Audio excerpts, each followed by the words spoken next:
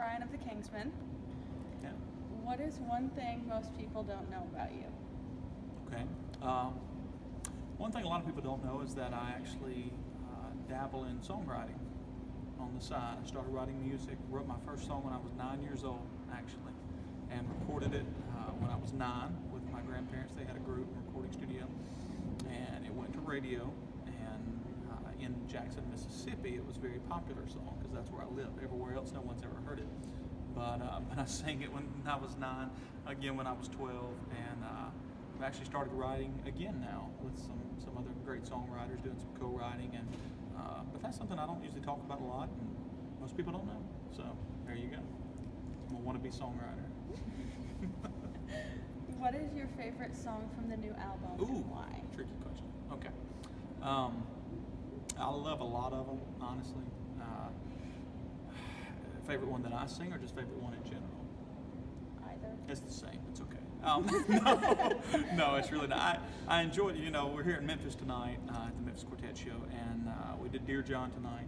That's probably the most fun to sing that's on the new album. It's just kind of an upbeat, kind of fun song. Joseph Habedank and Kenna West wrote that, and it's just a great song. But there's another song on there called King of Kings that is probably my favorite.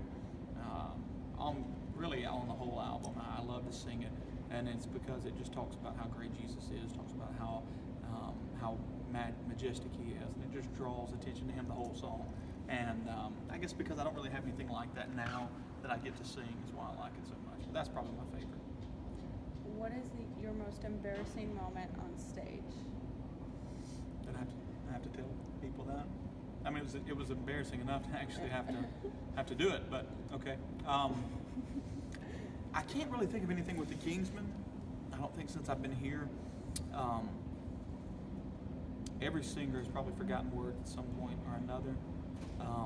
I forgot them when I was about 18, singing in a quartet and singing baritone on the old song "Roll Back River Jordan," and I was really excited.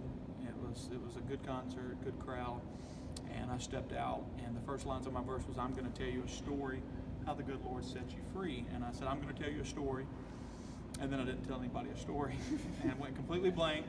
And I got back in on the last part of the verse, and I rewrote it because obviously I'm a songwriter. And I said, I asked Christ to give me the words, and He didn't do it today. And I cried, "Roll back, River Jordan," and I wanted to crawl under a pew because that's the worst I've ever. I mean, I didn't miss one word. I left like a whole verse out, and I just stood there with my teeth in my mouth, just kind of smiling. So yeah, I've done it since then, but I've made it a lot smoother. If I forget words now, you don't know it like you did then. That was pretty bad. So that's probably most embarrassing on stage. If your life was a movie, what would the title be? Oh, the title? Well, it would be a cross between like a horror movie and a comedy. Because I don't know if you know it, but I have a lot of kids. So it would be something about, I mean, it's cheaper by the dozen, maybe. That's a good, but probably like more expensive by the dozen because they don't get cheaper; they get more expensive. And if you've seen my kid sing Harper, her hair bow collection alone is she has more hair bows than I do ties or socks, clothes. So yeah, more expensive by the dozen. Sounds good. We'll go with that. Have you found your true calling in life? My true calling. I believe so, yeah. I've always loved to sing. I've always loved to do quartet music. I've grown up in Southern gospel music. I love it. Waited a long time to do the full-time gospel singing job, and this one just kind of God opened the door and it kind of fell in my lap. But yeah, I can't think of anything I'd rather be doing. I love doing this. If I didn't enjoy doing it, I wouldn't do it. But I enjoy it for so many reasons. I enjoy the message in the songs, obviously. I enjoy getting to see the different places and getting to minister to different people and seeing how songs affect other people. So yeah, I've always felt like God was calling me into full-time ministry. I just didn't know how, and I believe this is it. I committed years ago that I would do that if God ever opened the door, and He finally did. And so it really wasn't how I was expecting. I thought I'd be on staff at a church teaching snotty-nosed youth or something, but instead I'm out there singing and getting to do what I love to do. So yeah, I think so. Can you share the story behind the song "I've Never Been Glad" and why the Kingsmen would? Well, you know, Ray woke up in a bad mood one day, and so we told him, we said, Ray, you know, just ever since we Brandon backed into the light pole in the bush, you've never been glad, and so it just kind of took up. No, actually, the song is "I've Ever Been Glad." And it took us a little while when we were preparing to record it to get Ray to actually say the right words, because we joked about that for a while on the bus, like, oh, I've never been glad.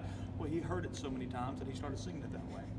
And so now it's kind of a running joke. But you know, we've had more people comment about that song than probably any other song on the album. And it's a great song. If you haven't heard it yet, go listen to it. It's on iTunes, Spotify, Apple Play, all your digital outlets. But it's on that new album, Victory Shout. It's a great song. A true upbeat, barn-burning Kingsman song.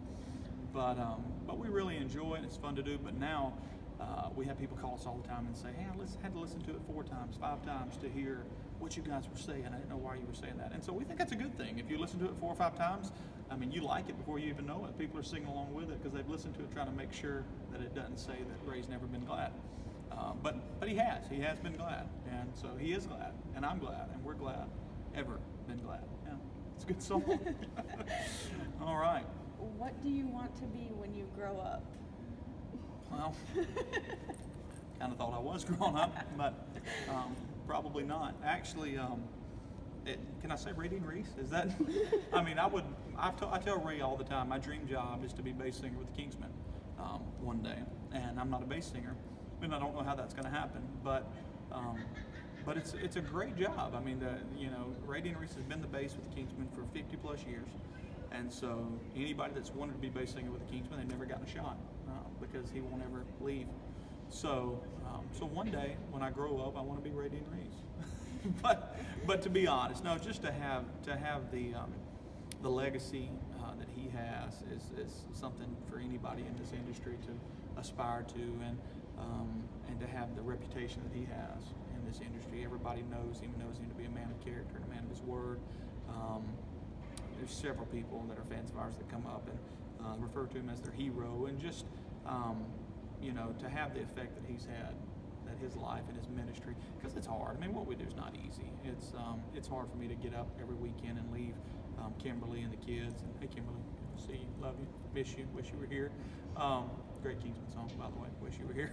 But no, it's tough to get up and do this. But to be able to look back, like I see with people that have done this for a long time, and see the lives that they've touched and the impact they've had on the music and just on people in general, and that's what I would love to be able to one day to look back and say that I had some impact in my ministry. And then lastly, for those who have not heard the new album, can you share a little bit about it and where they can find it? Okay, well, I kind of already did that because it was a shameless plug, and I just did that. But no, the new album is Victory Shout. A lot of you have heard the new song on the radio, the new release. We found out again this week, Singing News Radio, it's a top 5 song for the week. It's been on there for 5 or 6 weeks in a row. It's getting great response, great play. But the album actually has the same title, Victory Shout. You can get it through our website at www.kingsmanquartet.com, or you can also stream it or download it or order it on iTunes. You can get it in any of your digital formats that you listen to. But it's a great album. It's a good mix of some old, some new. There's one song we brought back. It's an old Kingsman classic, and I won't tell you which one. You're going to have to go find it and listen to it. But there's also obviously Victory Shout is on there. There's a few slower songs that are a little bit different than anything we've done before. Dear John is a different type of song than anything we've done before. But then there's still kind of the traditional Kingsman sound that our fans are used to. And we're just really excited about it. It was a long time in the making. Probably some of these songs we've been waiting to record for over a year. I've had these songs on hold. So we're excited for people to finally get to hear it and experience it. And it's going great. People are really responding to it, love it. And just tonight, I think we did 3 or 4 songs off the new album. So if you come out and hear us, you'll get to hear some of the new stuff, and you can get a copy of it there also. Obviously, we have them.